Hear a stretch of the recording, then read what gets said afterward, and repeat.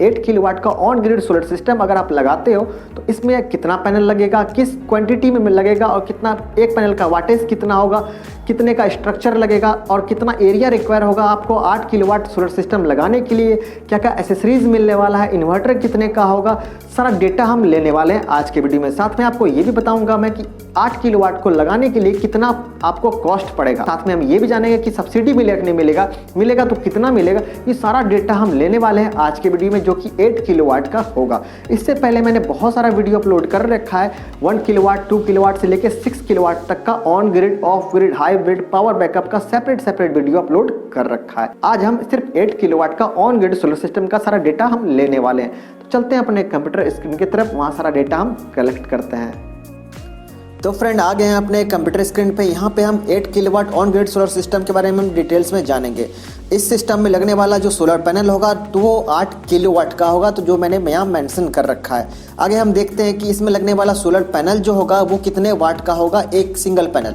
तो यहाँ पे सिंगल पैनल जो है वो हम 335 वाट का पैनल ले रहे हैं। हम तो 200 वाट का पैनल ले सकते हैं, 300 वाट का, 400 वाट का, जितना चाहे उतना ले सकते हैं। लेकिन हमें एक सही अमाउंट में 8 किलोवाट पूरा करना है, तो लगभग 335 वाट का पैनल लेने से हो जाएगा। तो हम 335 वाट का ही पैनल सेलेक्ट करेंगे।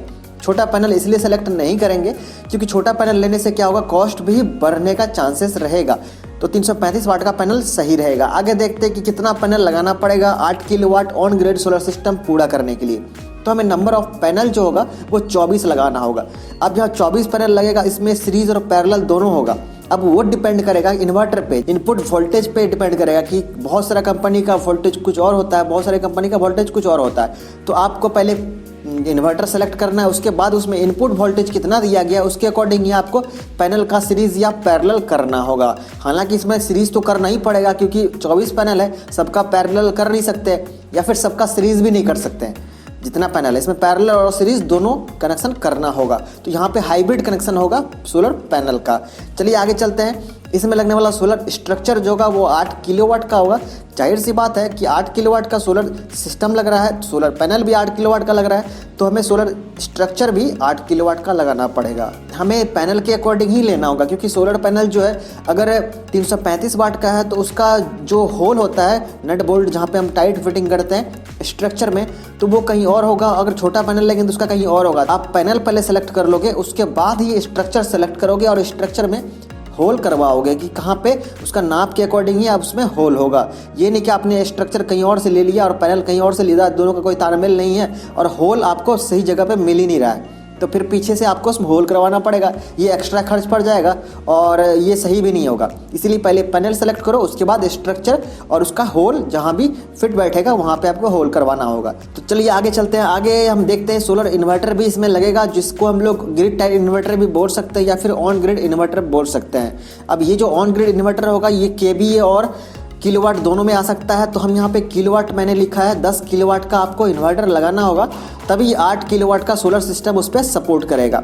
अगर हम 8 किलोवाट का इन्वर्टर लगा देंगे तो सपोर्ट नहीं करेगा क्योंकि 8 किलोवाट का तो सिर्फ सोलर प्लांट लगा रहे हैं, सोलर पैनल लगा रहे हैं। इसीलिए हमें इसमें 10 किलोवाट का सोलर इन्वर्टर लगाना पड़ेगा। चलिए आगे चलते हैं। इसमें हम जो MC4 कनेक्टर लगाएंगे तो लगभग 6 पेयर हमें लगेगा कनेक्टर। अब 6 पेयर का मतलब 6 मेल कनेक्टर और 6 फीमेल कनेक्टर हमें इसमें लगाना पड़ेगा।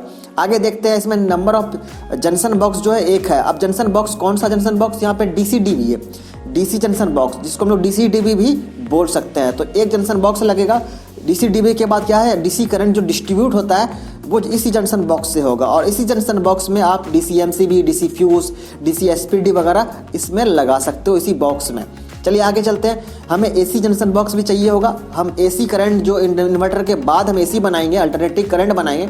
अब उस करंट को डिस्ट्रीब्यूट करने के लिए चाहे घर में दे चाहे ग्रिड में दे, जहाँ भी देना चाहो तो वहाँ से हम डिस्ट्रीब्यूट करेंगे अल्टरनेटिंग करंट बॉक्स से। ठीक है। अब इसी बॉक्स में AC SPD, AC MCB, AC fuse वगैरह लगेगा। आगे चलते हैं। इसमें लगने वाला जो केबल होगा, जो कि DC केबल होगा, उसका लेंथ जो है 50 मीटर हमने रखा है क्योंकि यहाँ पे 24 पैनल है और सबको कनेक्ट करने के लिए वायर चाहिए होगा, जिसको हम लोग स्ट्रिंग वायर बोलेंगे। और उसी स्ट्रिंग वायर को हम कहाँ तक पहुँचाएंगे, जंक्शन बॉक्स तक पहुँचाएंगे, DC जंक्शन बॉक्स। ठीक है। या फिर हम इन्वर्टर तक पहुँचाएंगे। तो इसीलिए हमें डीसी केबल भी चाहिए जो कि 50 मीटर जिसका लेंथ होगा। अब एसी वायर जो है उसका लेंथ यहाँ पे हमने कम रखा है, क्योंकि हमें क्या करना है, इन्वर्टर के बाद सिर्फ घर में सप्लाई देना है या फिर ग्रिड में सप्लाई देना है, तो इसलिए उतना लंबा वायर नहीं चाहिए। तो फिर भी 40 मीटर का वायर जो है वो काफ़ी होगा। आगे चलते हैं, इसमें लगने वाला जो सोलर सिस्टम है तो वो कितना एरिया उसको चाहिए होगा 8 किलोवाट सोलर सिस्टम लगाने के लिए। तो 8 किलोवाट का सिस्टम लगाने के लिए हमें 700 स्क्वायर फीट एरिया अगर है हमारे पास, जो कि शैडो फ्री एरिया है। अब शैडो फ्री क्या है, अगर मान लो आपके पास 800 स्क्वायर फीट एरिया है, उसमें से 100 स्क्वायर फीट जहाँ पे कि शैडो आ रहा है, किसी न किसी वजह से छाँव आ रहा है, चाहे वो किसी बगल बिल्डिंग क्या हो, चाहे बगल का कोई पेड़ का हो या फिर कोई बाउंड्री वाल का हो, किसी भी तरह का अगर छाँव आ रहा है, शैडो आ रहा है दिन में कभी भी, तो उस एरिया को हम काउंट नहीं करेंगे। तो हमें शैडो फ्री एरिया चाहिए, सुबह से लेकर शाम तक उसमें शैडो नहीं पड़ना चाहिए, नहीं तो आपका पैनल खराब हो सकता है। इसलिए हमें शैडो फ्री एरिया चाहिए होता है, तो वो एरिया काउंट करके 700 स्क्वायर फीट मिनिमम होना चाहिए, तभी हम 8 किलोवाट सोलर सिस्टम लगा सकते हैं। अब हम ये देखते हैं कि इसमें लगने वाला जो एसेसरीज है बहुत सारा आपको मिलने वाला है। Crimping tools, nut bolt, earthing kit, एले वगैरह आपको मिलेगा, इस फास्टनर वगैरह सारा कुछ इसमें आपको मिलेगा इसी सोलर सिस्टम में। अब बात कर लेते हैं कि इतना जो सब कुछ मिलने वाला है तो वो उसका कॉस्ट क्या पड़ेगा। 4 लाख के आसपास आपको ये कॉस्ट पड़ जाएगा विथ इंक्लूडिंग। यहाँ पे हम इंस्टॉलेशन भी देख सकते हैं, जैसे कि आप सोलर सिस्टम लगवाओगे तो ऐसा नहीं कि आपको लगवाने का अलग से चार्ज पे करना है, आपको उसी कॉस्ट में जो 4 लाख आप पे करोगे सोलर सिस्टम लगा के मिलेगा। ये नहीं कि आपको उसका अलग से आपको चार्ज पे करना है। तो ये हमने कॉस्ट देख लिया। अब यहाँ पे एक चीज़ और बता दूँ मैं कॉस्ट को लेके, तो कॉस्ट जो है वो डिपेंड इस पे भी करता है कि आप किस तरह का प्रोडक्ट ले रहे हो। जैसे कंपनी पे अगर मान लो कि आप बहुत अच्छे ब्रांड का पैनल ले रहे हो तो उसका कॉस्ट कुछ और होगा, बहुत अच्छे ब्रांड का आप इन्वर्टर ले रहे हो उसका कॉस्ट कुछ और होगा। तो ये ब्रांड पे डिपेंड करता है, कंपनी पे डिपेंड करता है, प्रोडक्ट का जैसे कि आप ग्रेड वैल्यू पे डिपेंड करता है। अगर मान लो आप पैनल ले लिए हो लोकल ब्रांड का, लेकिन उसका पैनल जो है अच्छे ग्रेड का है तो उसका कॉस्ट कुछ और होगा। अगर आपने ले लिया कोई अच्छे ब्रांड का पैनल और उसका जो लोअर क्लास का सी ग्रेड का पैनल ले लिया है तो उसका कॉस्ट कम होगा। अगर ए ग्रेड का लोगे उसका पैनल कुछ और होगा। तो ये जो इसी पे डिपेंड करता है कॉस्ट, ठीक है।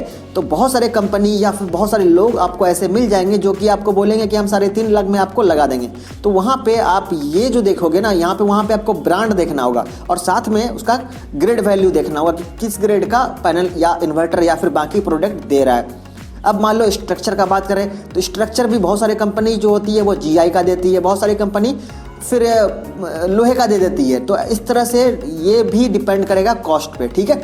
चलिए आगे चलते हैं। हम देखते हैं कि 8 किलोवाट का जो ऑन ग्रिड सोलर सिस्टम है वो पर डे मिनिमम कितना एनर्जी जनरेट करके देगा। तो मिनिमम जो है आपको 32 यूनिट तो देगा ही देगा। आपको चाहे वो किसी तरह का सोलर सिस्टम लगाओ, चाहे पॉलीक्रिस्टलाइन, मोनोक्रिस्टलाइन, किसी भी तरह का पैनल लगाओगे तो मिनिमम आपको 32 यूनिट पर डे देगा ही देगा। अगर आप सही से साइड सर्वे करवा के, साइड सर्वे मतलब जहाँ पे हमें देखना होता है शैडो फ्री एरिया और सही एंगल, सही डायरेक्शन, सब कुछ देखना होता है पैनल का, स्ट्रक्चर का। अगर हम सही एंगल और सही डायरेक्शन पे भी पैनल को लगाते हैं तो क्या होगा, आपका जनरेशन जो है 35-36 यूनिट पर डे आसानी से मिल सकता है। लेकिन आपको डिपेंड वही करेगा कि आप किस एंगल पे, किस डायरेक्शन में सोलर पैनल लगवा रहे हो। इस पे मैंने स्पेशली एक वीडियो बना चुका हूँ और जल्द ही मैं अपलोड करने वाला हूँ। और वो वीडियो ये होगा कि हम जो सोलर पैनल का एंगल है अगर वो सही एंगल नहीं दे तो उसका लाइव टेस्टिंग करके मैं आपको दिखाया हूँ। अलग अलग एंगल पे सेम पैनल, सेम लोकेशन से और सेम डायरेक्शन पे अलग अलग एंगल पे मैंने करंट और वोल्टेज चेक करके दिखाया है उस वीडियो में। मैं जल्द ही अपलोड करने वाला हूँ। तो अलग अलग एंगल पे हम जब पैनल को रखते हैं ना तो उसका वैल्यू भी कुछ अलग अलग आता है। तो उस वीडियो को आपको जरूर देखना चाहिए, मैं जल्दी अपलोड करूँगा। तब आपको ये पता चल जाएगा कि अगर हम सही एंगल नहीं देते हैं सोलर पैनल का देन क्या हो सकता है।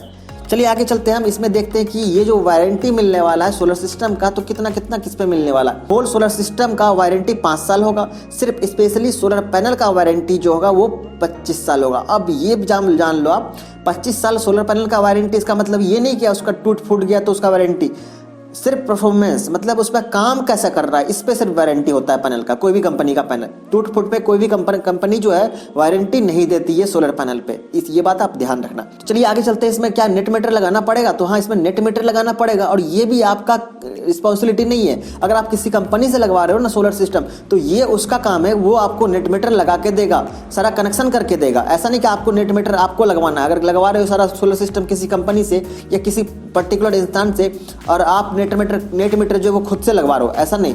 ये सारा रिस्पॉन्सिबिलिटी उनका है कि वो आपको नेट मीटर भी लगा के दे। अब अगला चीज देखते हैं कि इसमें क्या सब्सिडी मिलेगा। तो हाँ, आपको ऑन ग्रिड पे जो कि 8 किलोवाट का है, इस पे सब्सिडी मिलेगा, वो भी 20% सब्सिडी मिलेगा ऑन बेंचमार्क पे। अब बेंचमार्क क्या है? एक कॉस्ट है जो कि गवर्नमेंट ने डिसाइड किया है कि 1 किलोवाट का कितना कॉस्ट होना चाहिए, 2 किलोवाट का कितना कॉस्ट होना चाहिए। तो वो ऑन ग्रिड का हर एक का बेंचमार्क सेट करता है, चाहे ऑन ग्रिड हो, ऑफ ग्रिड हो, हाइब्रिड हो, पंपिंग सिस्टम हो, सबका अपना अपना बेंचमार्क है, एक मिनिमम कॉस्ट है। बेंचमार्क पे जो है 20% का आपको सब्सिडी मिलेगा। तो आई थिंक आपको समझ में आ गया कि 8 किलोवाट का अगर आप सोलर सिस्टम लगाते हो तो क्या क्या मिलने वाला है, कौन कौन सा चीज़ मिलेगा और उसका क्या प्राइस पड़ेगा, कितना एरिया रिक्वायर होगा। तो अब भी आपका कुछ डाउट है या फिर कोई नए टॉपिक पे आप वीडियो चाहते हो, देन कमेंट सेक्शन में कमेंट करो, मैं उस पर जरूर वीडियो बना के अपलोड करूंगा। तो मिलते हैं अगले वीडियो में कोई नए टॉपिक के साथ, तब तक के लिए टेक केयर।